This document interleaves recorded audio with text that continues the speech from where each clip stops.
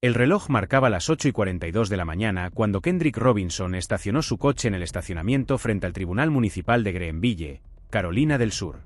La luz cálida del sol de la mañana proyectaba largas sombras sobre el asfalto mientras él exhalaba profundamente, aliviado de haber llegado.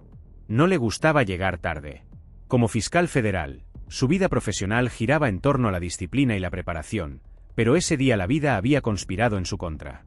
El motivo de su visita era sencillo, o al menos lo había sido inicialmente.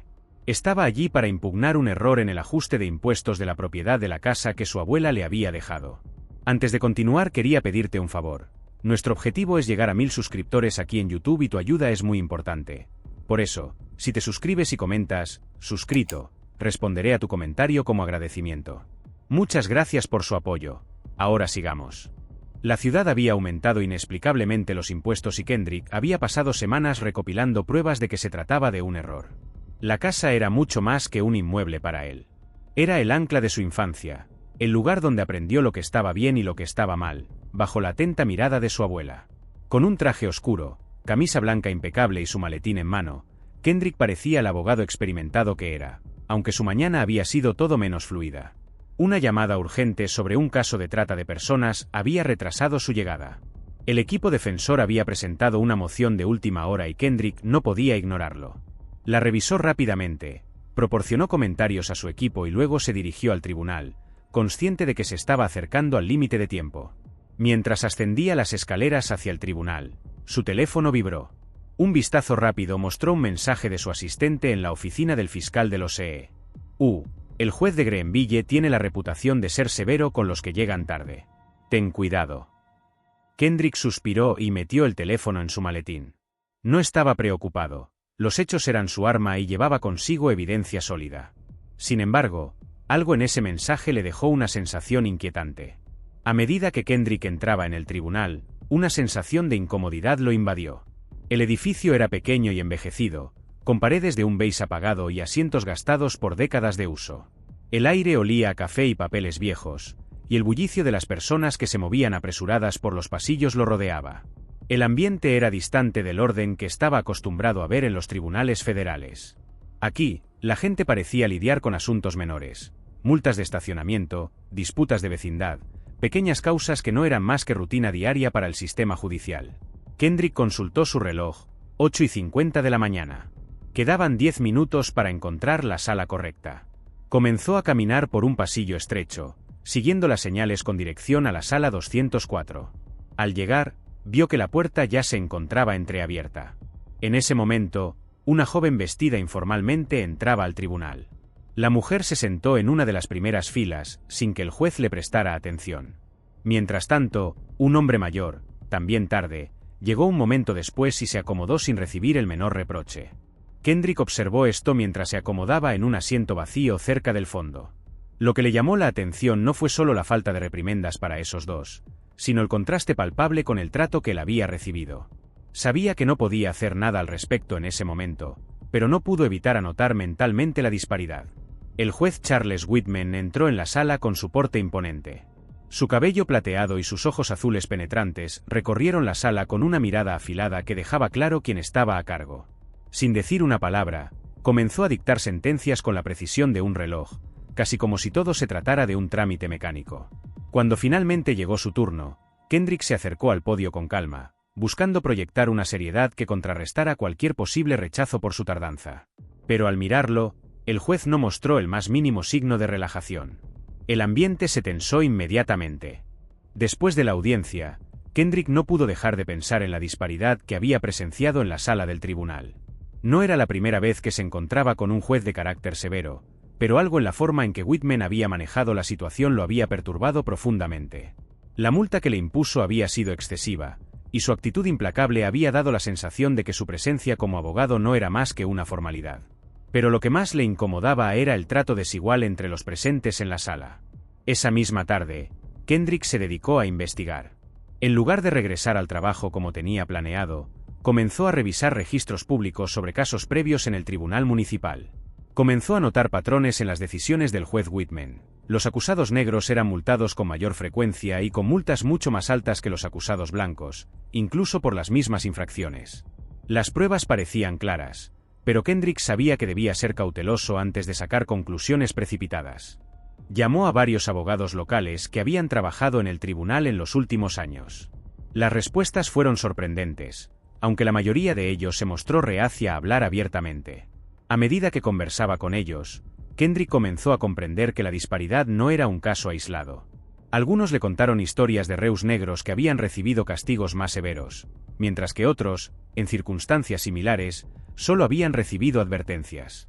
Finalmente, decidió acercarse a Mrs. Thompson, la secretaria del tribunal, quien había estado trabajando allí durante años. Kendrick había notado su incomodidad al estar presente en la sala durante el juicio, y aunque sabía que temía las repercusiones de hablar, le preguntó si había observado algo inusual en el comportamiento del juez Whitman. Reluctante, Thompson confesó que había tomado notas a lo largo de los años, pero que siempre había tenido miedo de denunciarlo. La información que Kendrick reunió comenzaba a encajar. La disparidad en el trato no era accidental, era sistemática. La historia de Kendrick comenzó a tomar fuerza mucho más allá de las paredes del tribunal. Unos días después de su enfrentamiento con el juez Whitman, una joven estudiante de Derecho que había sido testigo del incidente publicó un relato detallado en sus redes sociales. Lo que comenzó como una simple publicación se volvió viral. Los medios locales empezaron a cubrir la historia, y pronto se hizo eco en todo el país. La indignación creció rápidamente. Decenas de personas comenzaron a enviar correos electrónicos a Kendrick, compartiendo sus propias experiencias de trato desigual en el tribunal de Greenville. Algunos le ofrecían su apoyo, otros lo instaban a seguir adelante con su investigación. Pronto, las plataformas sociales se llenaron de testimonios de personas que sentían que sus voces nunca habían sido escuchadas. Kendrick se dio cuenta de que lo que había vivido no era un caso aislado. La historia no solo revelaba un abuso de poder, sino que tocaba una fibra más profunda en la comunidad, que sentía que la justicia no siempre era igual para todos.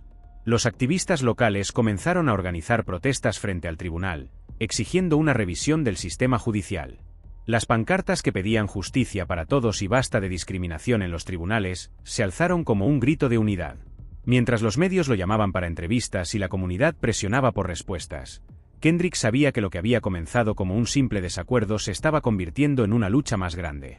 La atención mediática sobre el caso de Kendrick continuó creciendo, y pronto la Comisión de Revisión Judicial no pudo ignorar las acusaciones. Fue entonces cuando la investigación formal comenzó. Kendrick entregó todas sus anotaciones y documentos reunidos, y colaboró estrechamente con los investigadores que empezaron a revisar los registros del tribunal. Los resultados fueron contundentes. La discriminación sistemática que él había comenzado a sospechar era mucho más grave de lo que imaginaba. James Wilson, el oficial de justicia que había trabajado con el juez Whitman durante años, se convirtió en un testigo clave. Kendrick lo contactó y, después de una conversación tensa, Wilson accedió a hablar abiertamente con los investigadores. Su testimonio fue devastador. Explicó cómo había sido testigo de múltiples ocasiones en las que Whitman trataba de manera diferente a los acusados dependiendo de su raza.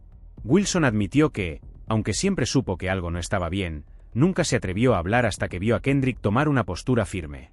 Mrs. Thompson, la secretaria del tribunal, también fue clave. Aunque al principio se mostró renuente, finalmente accedió a entregar su pequeño cuaderno, en el que había estado tomando notas de las irregularidades que había observado durante años. Las páginas de ese cuaderno detallaban fechas, nombres y casos específicos en los que la discriminación se había hecho evidente. A medida que los investigadores analizaban esta información, quedó claro que el comportamiento del juez Whitman no solo era una serie de incidentes aislados, sino un patrón bien establecido. La presión sobre el juez Whitman aumentaba. Los medios de comunicación no dejaban de cubrir el caso y los protestantes seguían afuera del tribunal. Kendrick sentía el peso de la situación, pero su determinación se mantenía firme. Esto no solo era una cuestión de justicia para él, sino una batalla por un sistema judicial más equitativo. La presión sobre el juez Whitman finalmente alcanzó su punto máximo. Durante días, los informes de los medios de comunicación, las protestas fuera del tribunal y las continuas investigaciones no le dieron respiro. Kendrick se enteró de que el juez había sido llamado a varias reuniones cerradas con comités de supervisión judicial, aunque en público seguía negando cualquier acusación. Sin embargo, el peso de las pruebas era innegable, y eventualmente, la verdad no pudo ser ignorada. Una mañana, poco después de recibir una llamada de su supervisor, Julia Harper, Kendrick se enteró de la noticia. El juez Whitman había presentado su renuncia. La noticia fue cubierta por todos los medios de comunicación. Algunos vieron su salida como una admisión tácita de culpa, mientras que otros lo consideraron un paso necesario para restaurar la credibilidad del tribunal. Para Kendrick, la renuncia fue un alivio, pero no sentía que fuera el final de su lucha. Aunque el cambio era significativo, él sabía que la verdadera transformación solo ocurriría si se implementaban reformas estructurales dentro del sistema judicial. No bastaba con la salida de un solo juez si el sistema continuaba siendo tan desigual. Kendrick había dado el primer paso al exponer la discriminación, pero aún quedaba mucho por hacer. A lo largo de las semanas siguientes, Kendrick fue invitado a participar en conferencias, foros comunitarios y escuelas de derecho para compartir su experiencia. Sus palabras fueron escuchadas con atención, y su historia inspiró a otros a cuestionar el sistema y luchar por la justicia. Dejó claro que la reforma no podía depender de un solo individuo, sino de un cambio colectivo en todo el sistema judicial. Su historia sirvió de ejemplo, especialmente para los jóvenes abogados y activistas que empezaban a ver el sistema judicial no solo como una serie de reglas, sino como un espacio donde la equidad debía prevalecer. Para Kendrick, aunque su batalla había tenido una victoria simbólica, sabía que el verdadero trabajo apenas comenzaba. Deja tu opinión en los comentarios y no olvides suscribirte al canal para que podamos llegar a la marca de los 1000 suscriptores. Con tu ayuda podremos llegar a ese número lo más rápido posible. Gracias por estar aquí y hasta la próxima.